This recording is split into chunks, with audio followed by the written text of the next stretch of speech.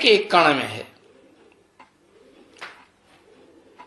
बाबा कहते हैं मैं कोई में भी प्रवेश नहीं करता हूं, है? कोई में भी प्रवेश नहीं करता हूं। तो ये ब्रह्मा में कैसे प्रवेश कर लिया है? चार मुखों वाले ब्रह्मा में, जिसके चार संगठित मुख दिखाए गए हैं, ऐसे कैसे कह सकते कि कोई में प्रवेश नहीं करता हूं? माने मुकर्रर रूप से कोई में नहीं प्रवेश करता हूं। ये जो चार ब्रह्मा दिखाए गए हैं ये तो टेम्परेरी हैं। मेरा तो एक ही मुकर्रर रथ है? रथ माने शरीर रूपी रथ है, इसमें आत्मा बैठी हुई है इस रथ को चलाने वाली। तो उस रथ को और उस रथ की आत्मा जो उसमें काम करने वाली है, नाम क्या देते हैं? है? उसका नाम देते हैं भगीरथ। कैसा रथ? भाग्यशाली रथ। इस संसार में जो भी पार्ट बजाने वाली आत्माएं हैं, भोगी आत्माएं, उनके बीच में अगर कोई सर्वसे जास्ती भाग्यशाली रथ रूपी शरीर है तो ये है। कौन सा शरीर? उसकी विशेषता क्या है? कोई विशेषता है कि नहीं? अब विशेषता है ऑलराउंड पार्ट बजाने वाली है इस षष्ठी रूपी रंगमंच पर है? इस षष्ठी रूपी रंगमंच पर कभी उसका शरीर खलास होता है? नहीं खलास होता।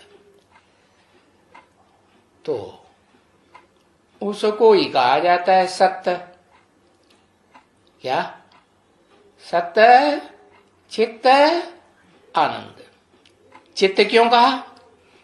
चैतन्य तो रहता नहीं, पत्थर बुद्धि हो जाता है आखिरी जन्म में। क्योंकि जो आत्माओं का बाप है, जो सदैव चैतन्य है, कभी पत्थर बुद्धि बनता ही नहीं। बुद्धिमानों की बुद्धि है, वो प्रवेश करता है। तो सत्य भी है, चैतन्य भी है, और फिर आनंद स्वरूप भी है। किस बात में आनंद बनाता है? आनंद रूप किस रूप में है? शरीर के द्वारा, शरीर की कर्मेंद्रियों से नहीं, मन बुद्धि से मनन चिंतन मंथन में मस्त रहता है तो आनंद में रहता है या दुखी हो जाता है? आनंद में रहता है। तो एक ही रथ है इतने बड़े संसार में। ये शरीर रूपी रथ है एक ही। इसको क्या कहा? शास्त्रों में कोई नाम दिया है? नहीं, भूल गए। अर्जुन। तो अर्जुन नाम दिया। अर्जुन नाम क्यों दिया? क्योंकि अर्जन करता है सद्भाग्य का। सद्भाग्य कैसे बनता है? ज्ञान के बिना सद्भाग्य बनेगा क्या ज्ञान से बनेगा? ज्ञान से सद्भाग्य बनता है। और ज्ञान कहां से आता है? ज्ञान एक से आता है या अनेक से आता है? एक से ज्ञान आता है। तो क्या एक प्रजापिता से ज्ञान आता है? नहीं। जो सारी मनुष्य सृष्टि का पिता कहा जाता है वो भी तो कलयुग के अंत में आकर के क्या बन जाता है? कैसी बुद्धि? बुद्धि क्षीण हो जाती है, पत्थर बुद्धि बन जाता है कि पारस बुद्धि रहता है, पत्थर बुद्धि बन जाता है। तो फिर उसमें एक शिव है जो प्रवेश करता है, तब वो पारस बुद्धि कहा जाता है। तो एक ही रथ है, एक ही रथ पर एक ही बार आता हूं। क्या? ऐसे नहीं बार बार आता हूं। आ गया तो आ गया। क्या अब उस रथ को कोई खलास कर दे? है? बोला ना, लाश भी गुम कर दिया, तो लाश रथ हुआ ना, वो गुम कर दिया तो क्या खलास हो गया? नहीं। रथ के भी 3 रूप हैं। एक साकार जो दिखाई पड़ता है इन आंखों से, व्यक्त रूप, और एक आकारी रूप, क्या? मन बुद्धि, और जिसमें संस्कार भरे हुए आत्म।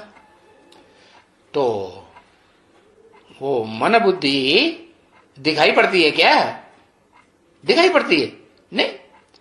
तो वो है सूक्ष्म शरीर है। और फिर तीसरा है, मन का भी काम नहीं रहता कि भाई चंचल मन काम करता रहे, भाग दौड़ करता रहे, नहीं। चंचल मन एकाग्र हो जाए।